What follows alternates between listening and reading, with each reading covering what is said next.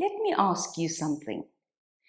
Does your year feel like it ran you instead of you running it? Because if you're anything like most 9 to 5 professionals, especially those of us juggling side projects, family responsibilities, and a mind that never switches off, then 2025 probably left you exhausted. You're tired, but you still keep going. You rest on weekends, but somehow you don't feel rested. You plan to slow down, but then life says, not today. And before you know it, it's the end of the year, you're burnt out, and you're telling yourself, I'll get organized next year. Today, we're not doing that. Today, I'm giving you a 2026 reset plan, a step by step proactive way to design your year so you protect your energy, avoid burnout, and actually achieve the things that matter. These strategies are simple, practical, and honestly life saving. And I'm asking you to start now in December because burnout prevention doesn't happen in January. It happens before the year begins. So let's dive in. Why this year hits so hard. I don't know about you, but 2025 came like a whirlwind and left just as fast. And as it went on, the more tired I became. Weekends weren't enough. There wasn't enough time to rest deeply. And I found myself in the cycle of work, side hustle, responsibilities, recover, repeat. For those of us who consult or freelance, it's even tougher. If I don't work, I don't get paid, which means the traditional idea of taking long holidays, not as easy. And here's the irony. Avoiding time off ends up costing you more later. Your energy, your creativity, your clarity, and your health.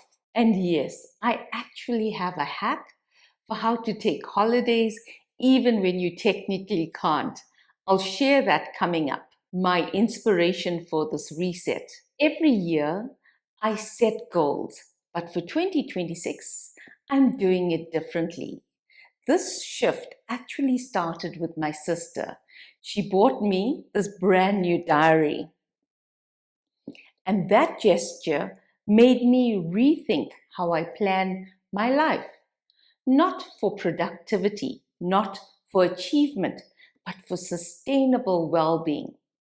So, here's exactly how I'm planning 2026 to protect my energy, avoid burnout, and grow without breaking myself.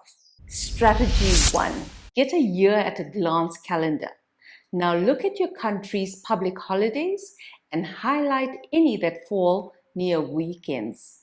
Then, before the year even starts, book the in between days off.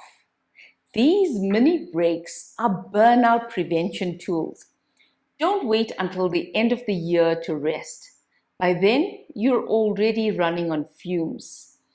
If you're a consultant like myself and can't take long breaks, here comes the hack I promised. Instead of one long holiday, create multiple micro holidays. A Monday or Friday off, 4 or 5 times a year, gives your brain the reset it desperately needs. Strategy 2, here's a big one. Most of us leave our learning and upskilling to the end of the year. My sister did this, pushing training, work deadlines, and life all at once. And guess what happened? She burnt out. I also bundled my learning. It was overwhelming. So in 2026, try this. Create a 3-year learning plan. What skill do you want to have mastered in 3 years?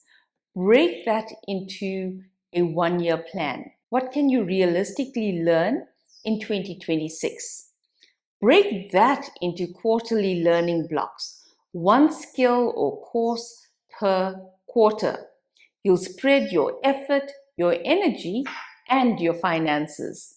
This structure reduces pressure and gives you space to absorb, practice, and actually enjoy learning. Strategy 3. Think about what you want to achieve in 2026. Not 20 goals, not 15, just 3 to 5 meaningful goals that genuinely shift your life forward. Now break them into quarterly goals. If your goal is to read 20 books next year, so 20 divided by 4 equals 5 books per quarter, which roughly equals 1.5 books per month. Simple, achievable, no pressure spikes. This is how you eat the elephant, one piece at a time. Strategy 4. One of the biggest reasons we burn out is because days blur into each other. We give everything to work and we forget to give to ourselves. So here's a powerful reset habit. Schedule one date with yourself every month. It must be intentional, selfish, joyful, outside your routine. Spa, just do it. Hiking, book it. A solo brunch, yes, go for it. These are not luxuries, they're emotional maintenance. Strategy 5. Wellness doesn't happen by accident. It doesn't magically appear at the end of a long week.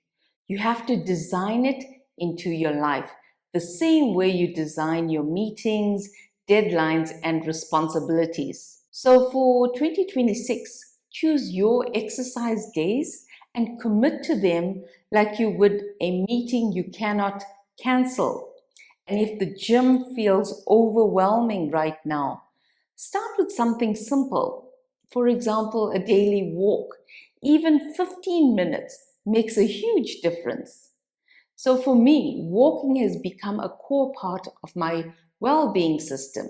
When I walk my dog at the end of the workday, it helps me decompress and release the tension I've been carrying.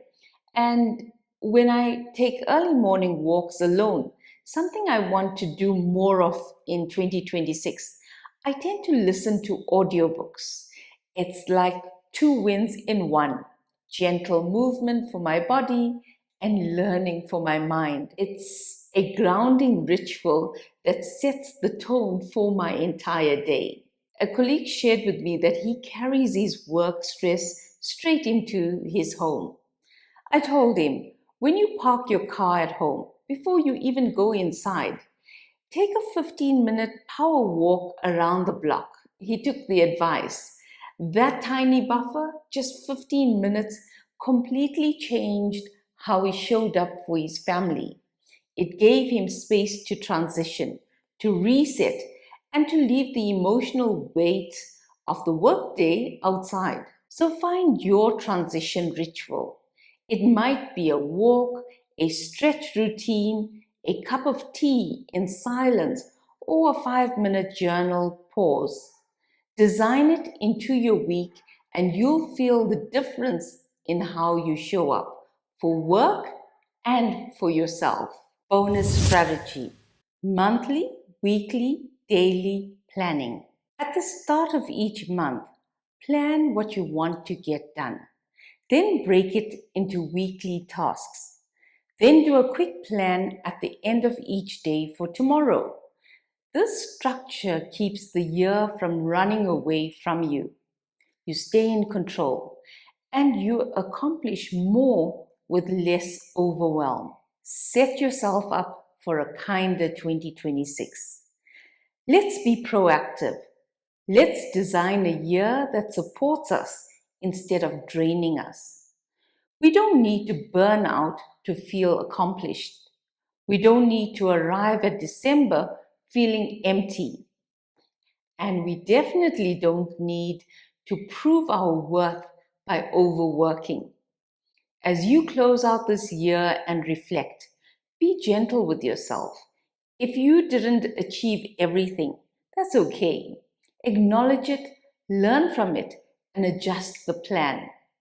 If you found value in this video, like it, share it, and subscribe so you can continue building a life that protects your energy and supports your growth.